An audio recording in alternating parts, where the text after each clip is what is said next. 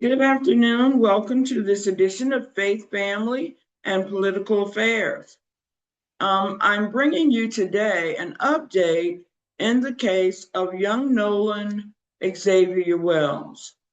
Of course, by now, if you followed my Zoomcast, you know that young Nolan went missing on Horn Island in Mississippi on the 4th of July.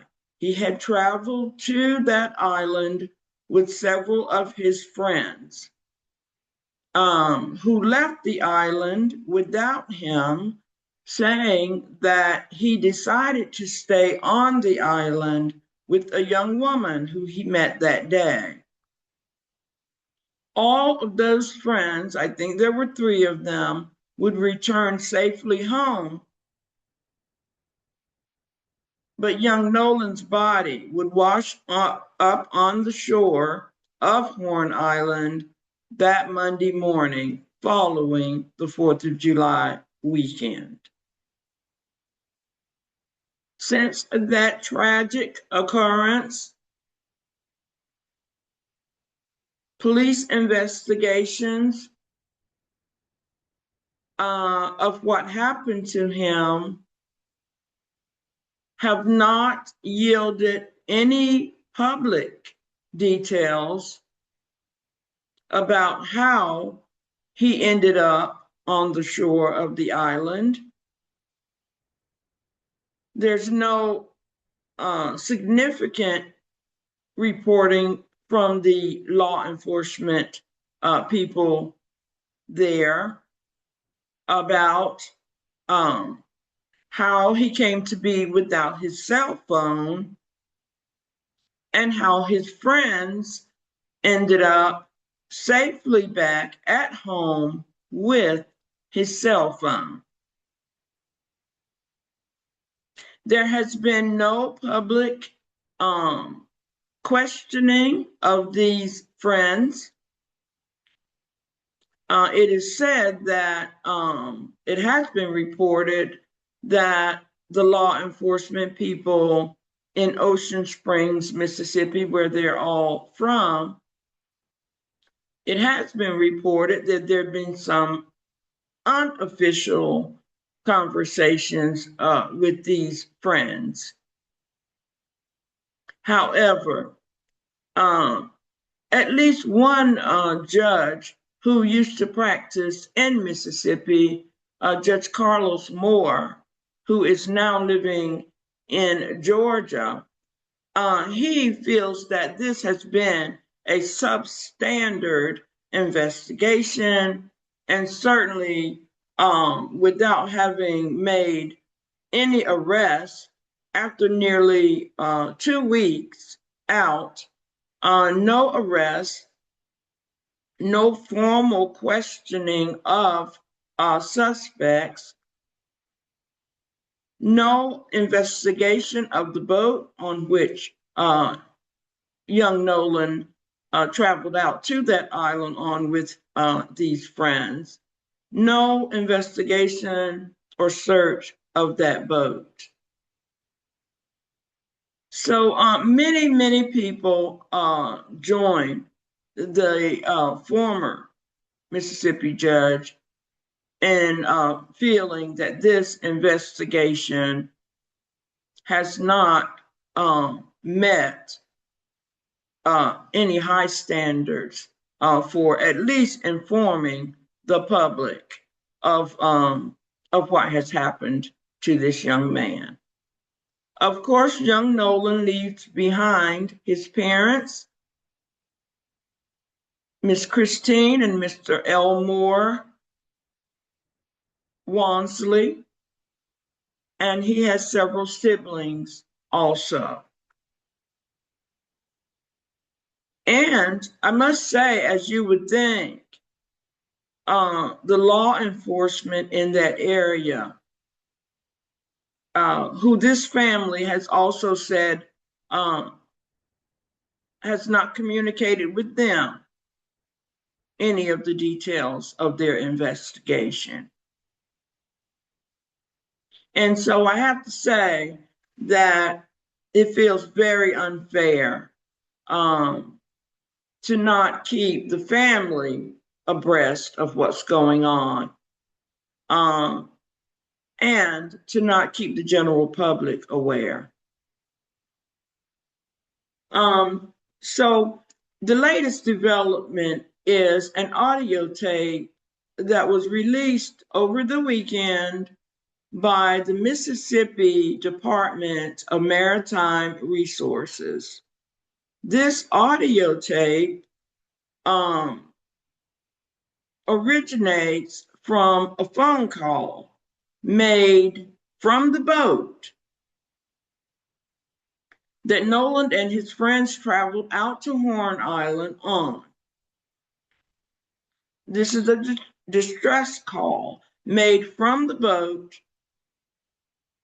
to the SEATOW, that is SEATOW, dispatch. Quite frankly, in a panic, the young man was saying that the boat was sinking and that he was requesting that someone be dispatched to the boat was flooding, he said, and that someone could come out and pump the water from the boat and tow them to land, or at least help them get to land. They were not trying to go back to Horn Island, where they had said that they left Nolan.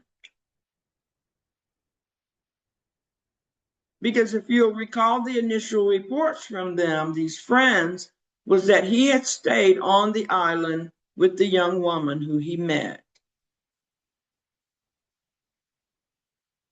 So in this distress call, the young man asked to have the water removed from the boat and to have them tow the boat back to Ocean Springs, where they live, not back to the island where they had left Nolan.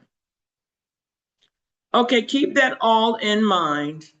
I must say these are some very confusing developments, and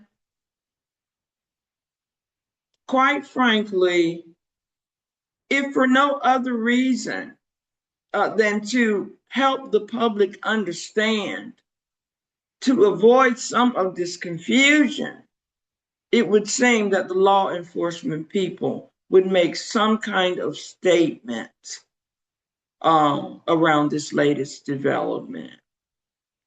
Because keep in mind that even though there's been a second autopsy performed on Nolan's remains, the officials in Mississippi have not even released any findings of the first autopsy of young Nolan's remains.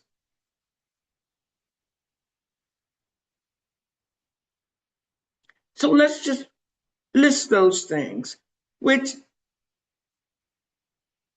again, I used to be a reporter. I did some coverage of law enforcement, court system, police departments in a small town in North Carolina. I don't know how large the operation is in Mississippi, but it is pretty standard to, number one, the number one suspects when a person goes missing or turns up unalived. The number one suspect is the person or persons who they were last with. And the police investigation, law enforcement investigation, tends to start with those people. That has not been the case with the death of young Nolan Wells. Certainly, as I said earlier, there have been reports of informal interviews of those young men that were with him, but that is not the standard for police at this stage. We are now more than 2 weeks out from this event happening on the 4th of July weekend. Also, let's note that the boat that they traveled to the island on, and the one that we're talking about in this distress call, that boat has yet to be searched formally by law enforcement. And now we're hearing from this videotape, this audio, that Nolan Wells may have been on that boat and may have lost his life on that boat. That boat has yet to be impounded or even searched by law enforcement.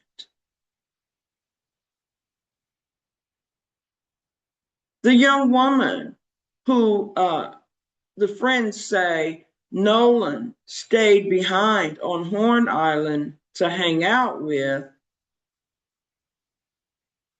allowing the friends to take his cell phone back home with them. But even the young woman who they allege he was so enamored with that he stayed on an island without his cell phone, only have been known her for that day. But law enforcement haven't even publicly identified the young woman or, again, officially interviewed her. So by many, many standards, certainly by a media perspective, because some of this should be public record. You know, law enforcement exists to serve the public. The idea is that they share information to keep the public safe and protected. So when someone turns up unalived, it may even become, in some cases, a public safety situation when you don't know how that person came to be unalived. So let's move on to this video. I call it a video because part of it is the picture of the young man on the boat. But the audio tape is a release, once again, from the Mississippi Department of Maritime Services. And so let's see if we can get that video up and get that played for you. And then we will come back and discuss it a little bit.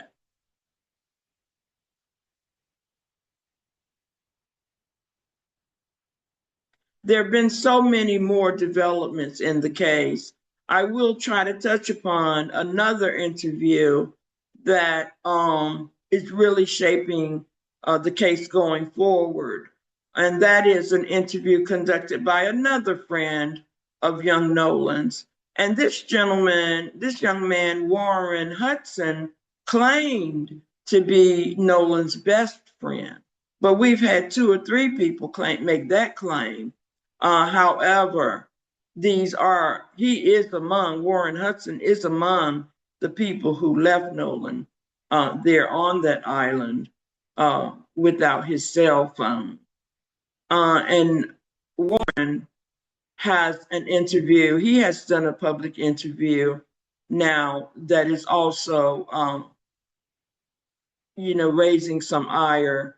And as many people say, he appears to be quite nervous in this interview, and seems to have some conflicting statements.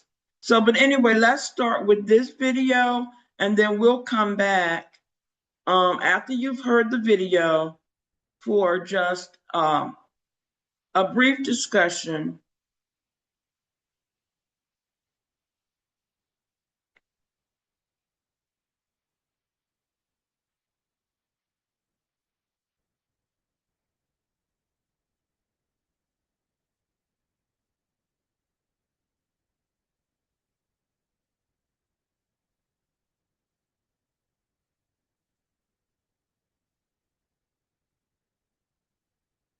I think there's a problem with the sound, so I'm going to see if I can get that addressed.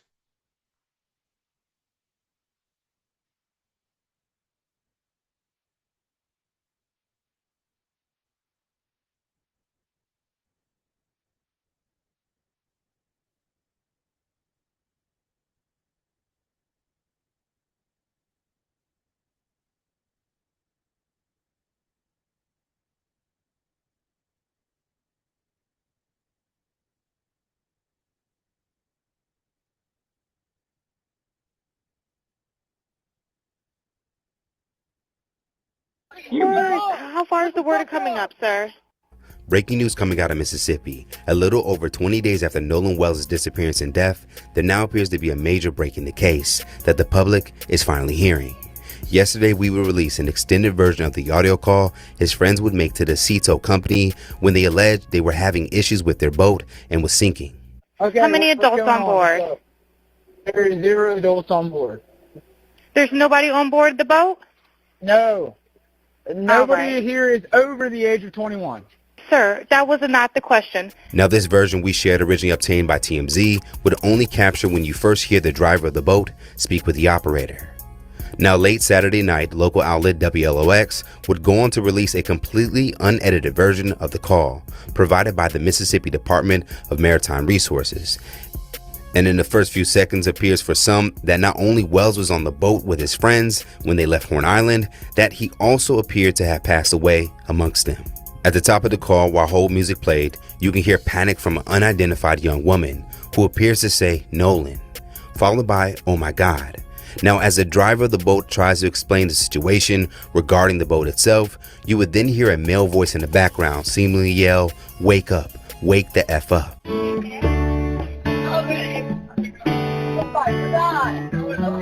Ceto Assistance, Vicky speaking. How can I help you? Hey, we're at the west tip of Horn, and our bilge pump stopped working. We're sinking. Can y'all please come? We have a membership. All right, of course. How far is the word coming up, sir? Now, of course, due to the conversations in the background not taking place a part of the actual call, the way some are hearing this could be challenged by those who choose not to see it that way. Now, as an attempt to better make out the background chaos, we will remove the hold music at the beginning in an edited version. To connect you.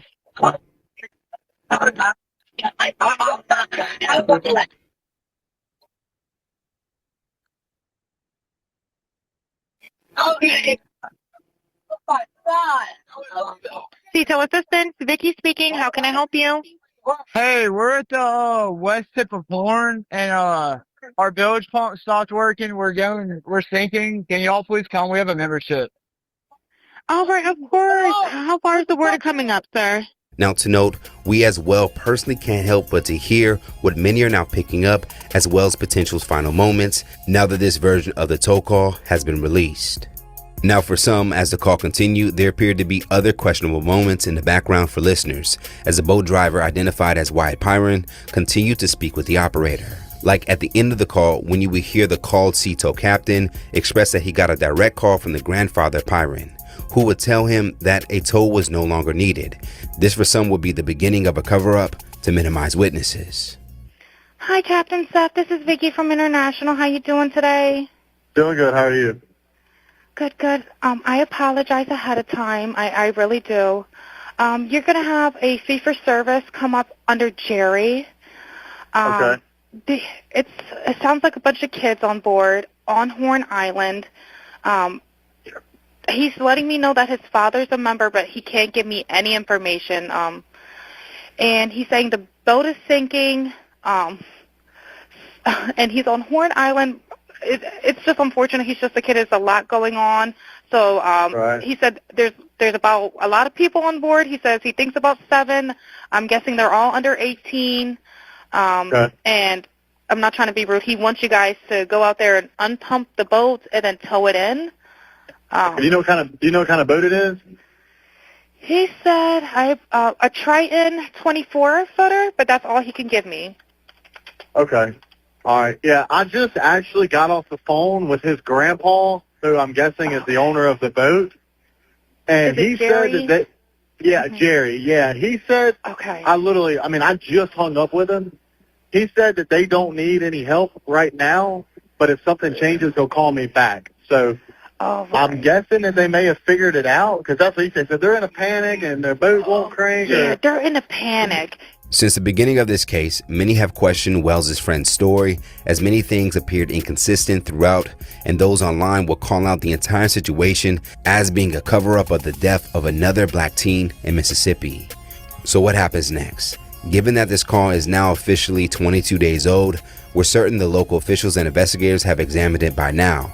And given that agencies like the FBI are involved, we can also be certain that they have the resources to completely clean distorted audio with specialized forensic audio tools that can isolate speech. Now, according to reports, the FBI has perfected this ability since the 1960s as a way to improve distorted speech from wiretaps, 911 calls, and covert body wires.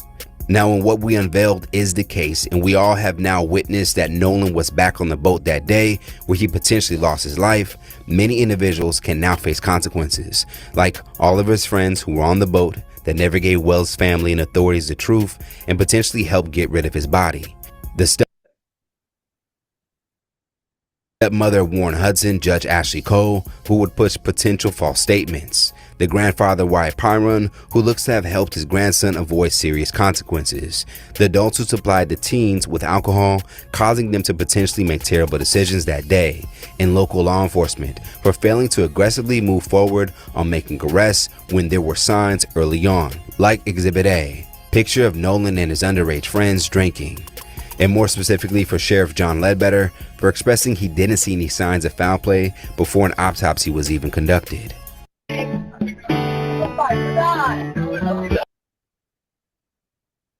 Okay, so we're gonna stop our listening of the video right there. Certainly, it continues on with the reporter sharing more of his thoughts on what this new development means for the investigation. I just wanted to put some things on the record related to the case. For one, I think it's important to note the public officials who are responsible for investigating a situation like this.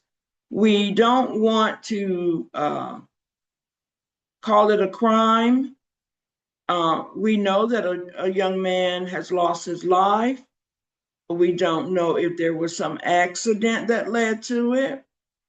We now have 2 autopsies, and we still don't know the cause of his death or the manner of his death. And so I think it's important to note the public officials who are charged with investigating and finding out what happens to a citizen in such a circumstance. I'm going to begin by naming the sheriff of Jackson County, which is where Ocean Springs is, and I'm assuming Horn Island as well.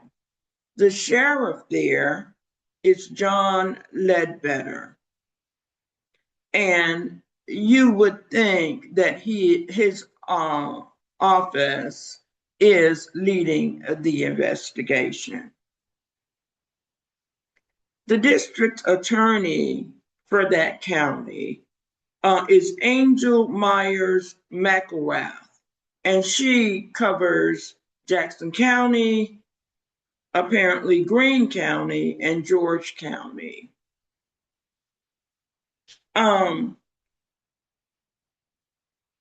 Warren Hudson, one of Nolan's friends who was on that boat with him that day, his stepmother is Ashley Cole. She is a judge in Jackson County. And you will recall that she released a statement very early on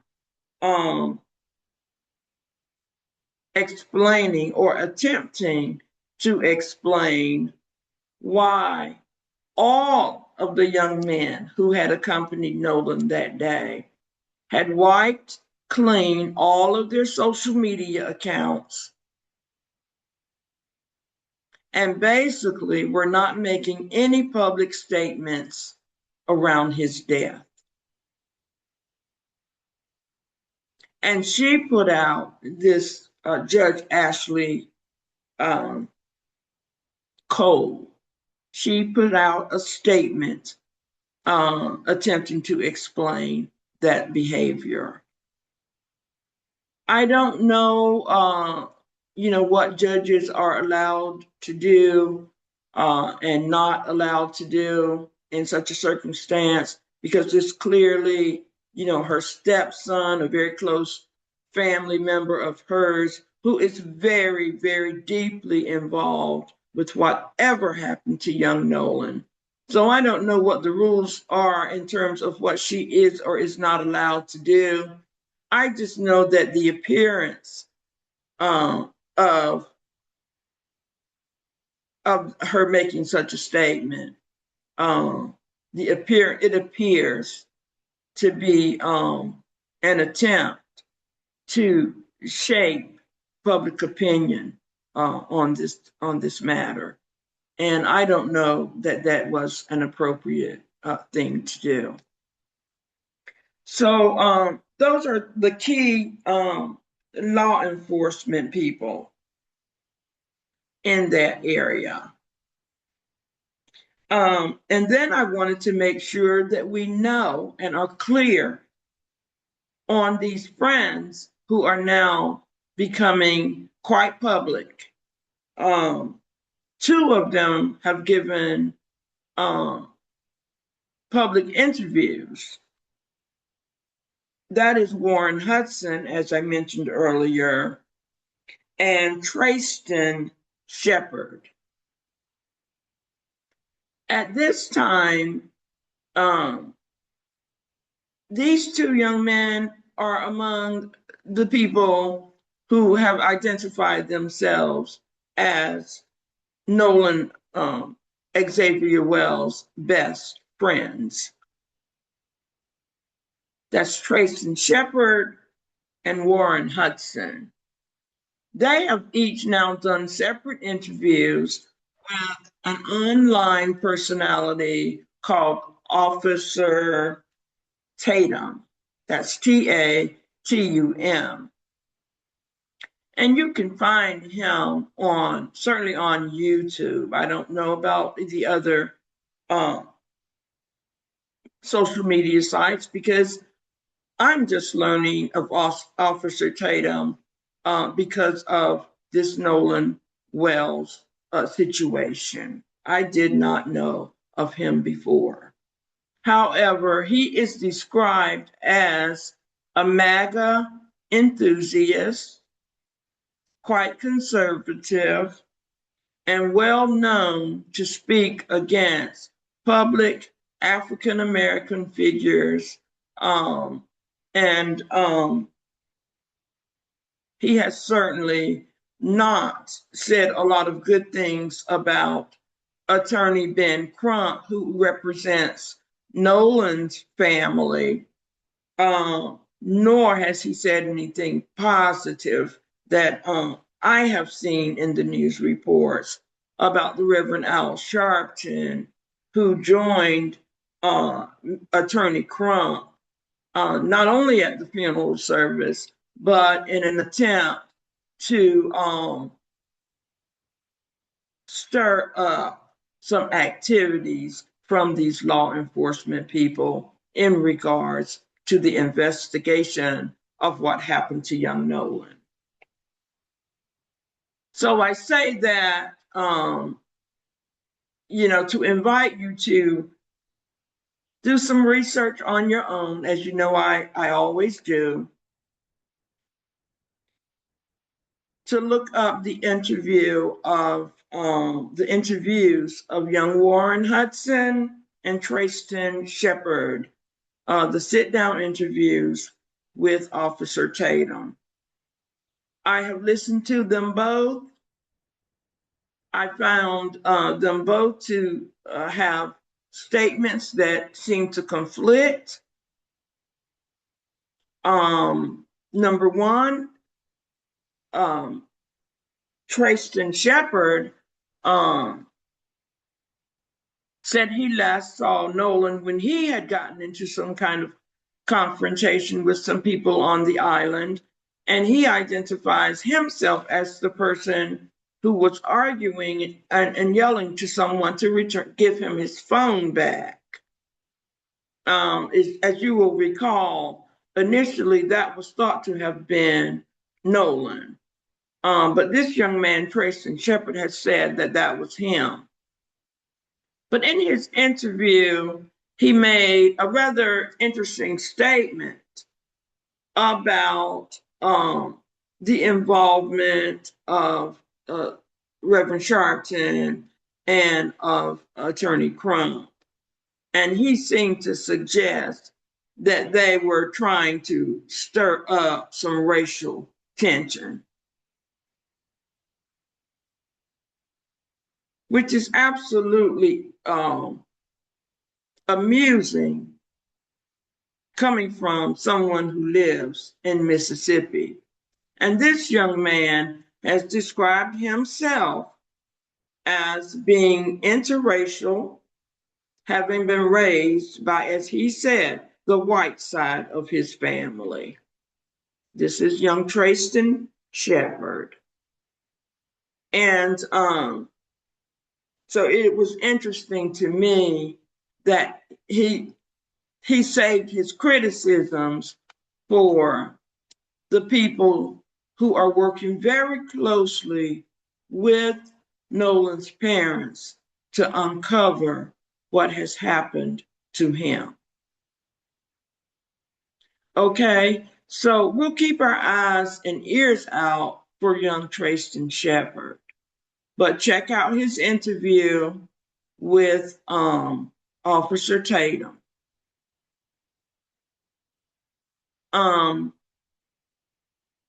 Warren Hudson's interview with Officer Tatum also had some conflicting moments.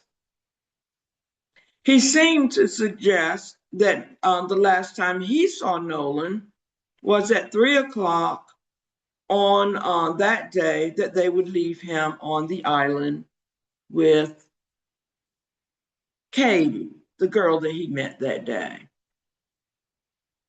Warren seemed to say that the last time he saw Nolan was at 3:00.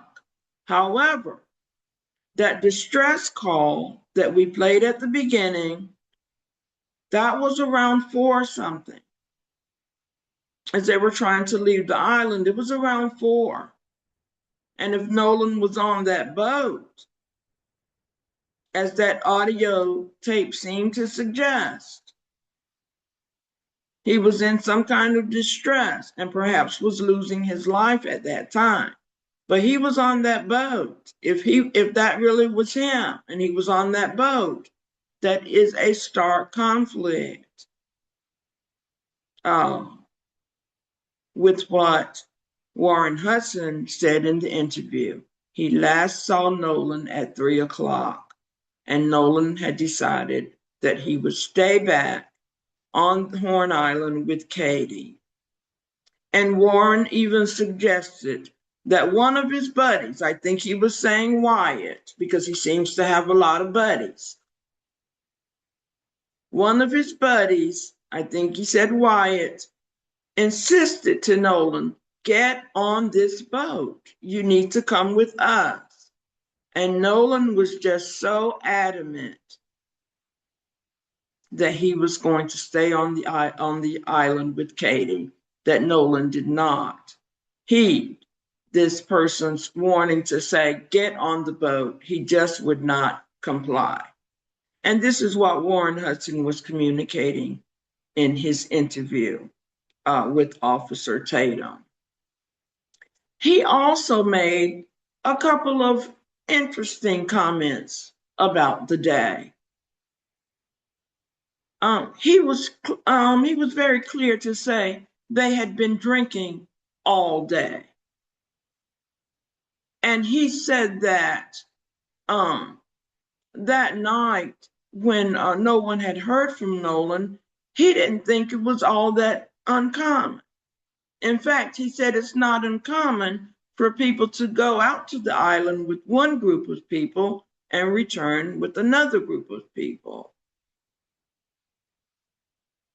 What he did not say, and what Officer Tatum did not ask him, is when that happens, does that person usually let their cell phone go back to Ocean Springs when they make that decision to stay on the island and come back with other friends? Do they also make the decision to have their cell phone, to be separated from their cell phone?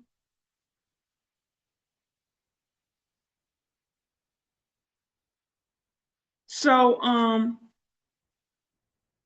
I thought it was a little suspicious that he made a point of saying they had all been drinking.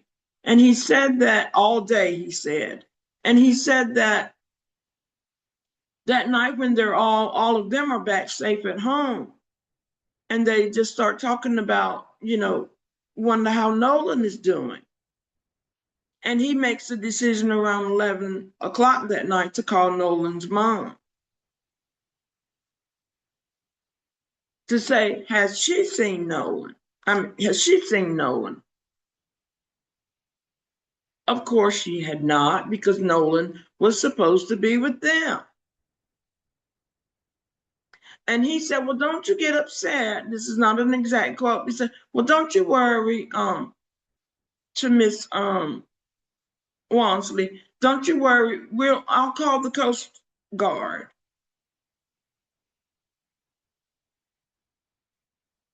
And many people are saying online, as we have many citizen journalists who are emerging, many people online are saying, well, why would you jump to call the Coast Guard? Why wouldn't you call Katie? If that's who you know that he stayed back there with. This is your best friend now. Remember, this is Warren Hudson's best friend. Why wouldn't you call Katie? You last saw him with Katie. Why would you jump to, let's call the Coast Guard? As if there needs to be some kind of search for Nolan. Many people are saying that's a little bit suspicious, because you would want to call and check in with the girl that you left him with first. If you're assuming that everything's okay, as you said, where you told his mom, don't worry. So if you're assuming that everything's okay, you think he's just hanging out with Katie. So I think that these young men, you know how cocky you can be when you're young. I think that they have a little bit more confidence than they need right now. And I think they may come to regret having done these interviews, because they do conflict. Each of these young men have conflicting statements within their interview, and then there are conflicting statements with each other's account of what went down. And then if you add in that distress call coming from Wyatt Pyron, it throws the whole thing into a frenzy. Because now, if that videotape and that audio tape turns out to actually be Nolan on that boat, then both of these young men have not been forthcoming, have not been honest. All three of them because even Wyatt Pyron, when he's calling the the dispatch, the CETO dispatch, he mentions nothing about anybody on that boat being in distress. In fact, he seems to have trouble answering the dispatcher just basic questions like, how many people are on the boat? Basic. He almost had to put her on hold and like did he have to go count heads? But he said like 7. And also suspicious on his account, he said the boat is sinking. The dispatcher asked him, how much water is actually in the boat? You mean to your ankles or more? He said, well, we're just sinking. We're just sinking.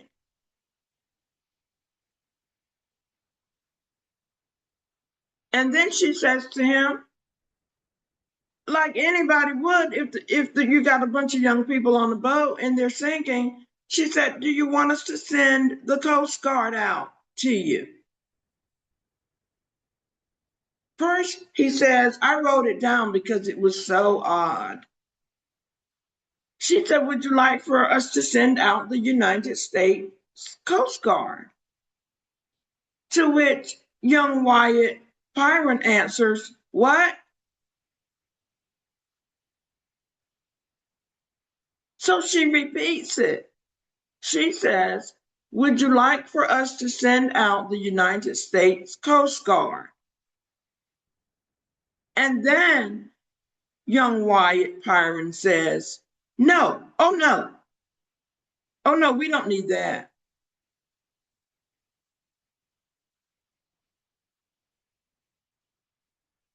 These friends are quite interesting because if your boat is sinking, you don't want the Coast Guard to come out.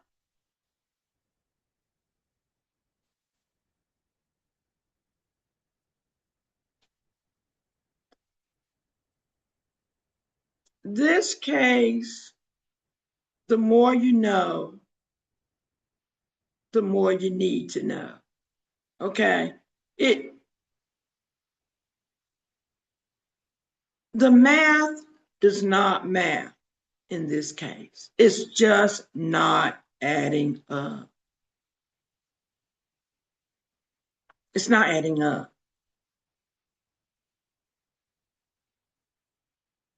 You don't want the Coast Guard to come out, but your boat is sinking. And then we learn near the end of the call, when the dispatcher is having a conversation with the captain of the boat that's going to come out and save them, pump the water out of the boat and tow them to where they need to go. She's in conversation with the captain, and she says to him,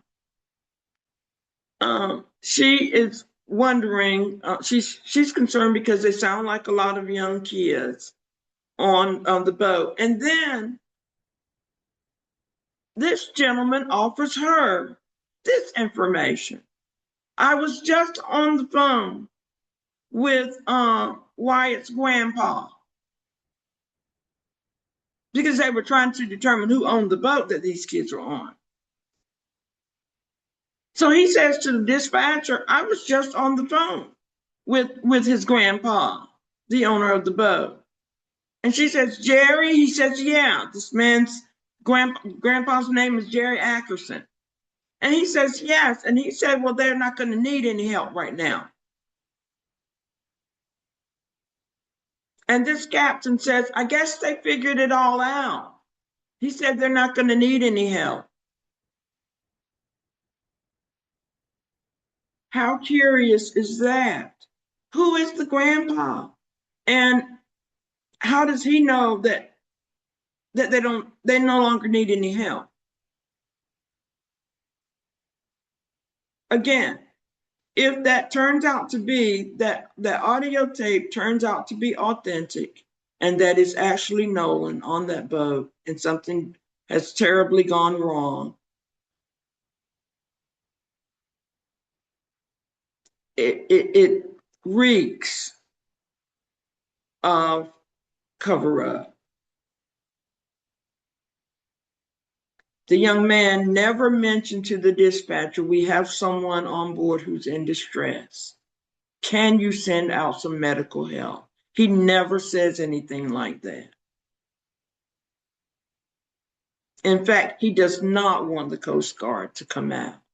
And his grandpa has already, someone has communicated to his grandpa that they no longer need help. So the grandpa knows that in some case, in some moment, they did need help, but now they no longer need this help. Okay. So again, and we must put this period here, because I'm going to end my commentary on it. We must make the note that none of this comes from the sheriff's department, the DA's office, and there's no comment on any of it from this judge who was so eager to put out her statement to explain why the young men deleted all their social media accounts. None of the officials of that county have commented on this kind of explosive development in this case that has journalists and citizen journalists who I'm becoming very fond of throughout this. From mainstream media to independent journalists on social media, there is an agreement at least that this all is odd. All of it. As I said, the more you know, the more confusing it is, and the more you need to know. So, it is our hope that, you know, the officials, the law enforcement officials that I just named, will see fit to make some kind of public statement for the sake of the Wells Walmsley family, but also for the general public.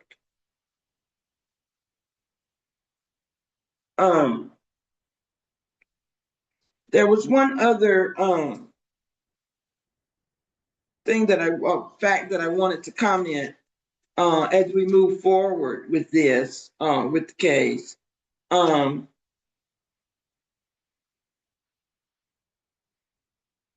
As one of the journalists mentioned, the underage drinking. And that state, the reporter who shared that video that we showed at the top, he points out that in Mississippi, 21 is the legal drinking age. And we know that Nolan was 18 at the time of his death. And some of these young men had gone to school with him. So they're, you know, they are underage as well. As the young man did say to the dispatcher, there's no one everyone on the boat is under 21, which was not information that she asked him for. She was trying to find out how many people were on board. He volunteered. There's no one over 21 on the boat. So if there was drinking on the boat, now you have to consider who was the adult that supplied them the alcohol and allowed them to operate a boat alone, the young people being alone, drinking and operating a boat on probably what is one of their busiest weekend, the 4th of July weekend. Would not that put all of these young men at risk, truly, if they were also drinking? Which Mr. Warren Hudson said they had been drinking all day. He said they didn't worry about Nolan not showing up or not being in touch with them because they just thought he might be asleep on somebody's sofa. You know, they'd been drinking all day.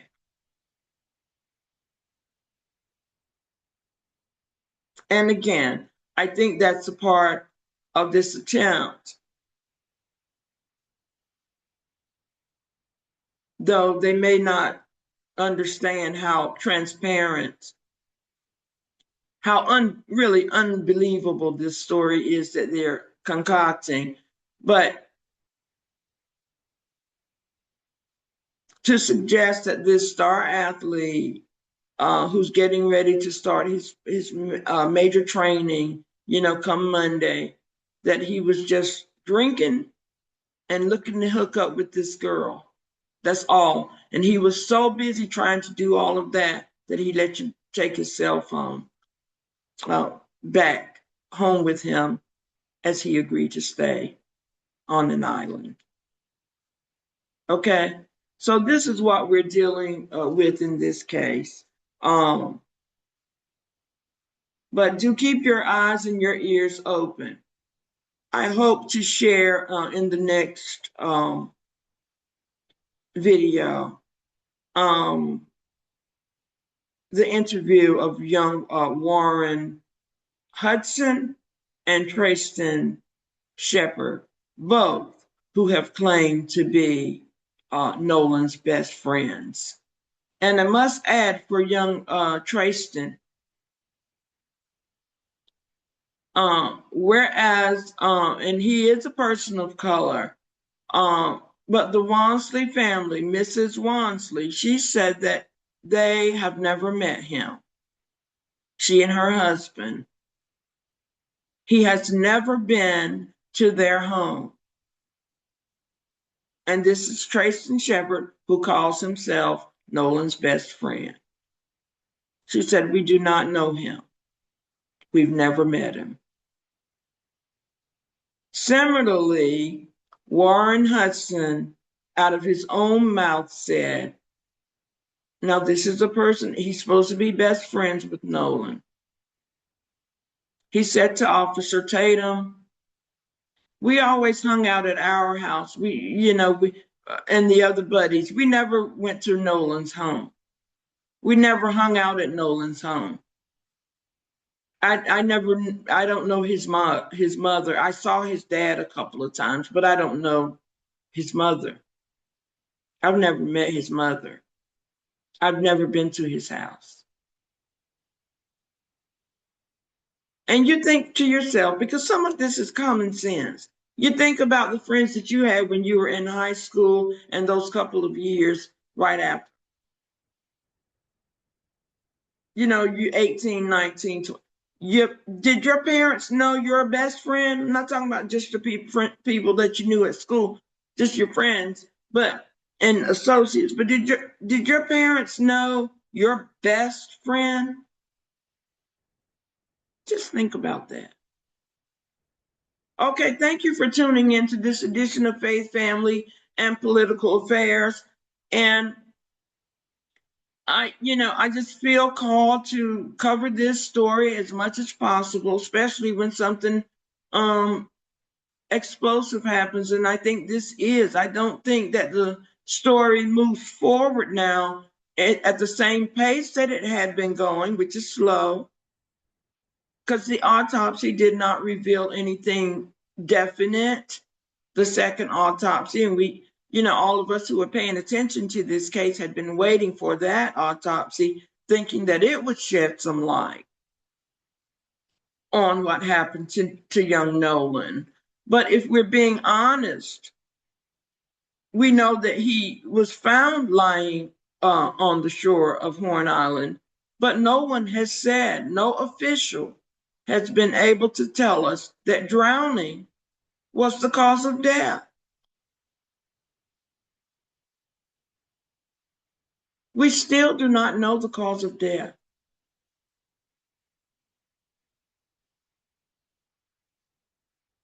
So, this this story, I will try to, continue to cover some of the other developments in the news.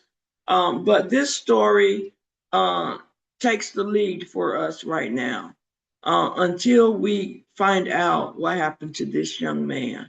We are going to stay on this story as much as possible. So again, justice for Nolan Xavier Wells. That is in the words of his attorney, Ben Crump. Justice. That is what we all are after. Justice for Nolan Xavier Wells.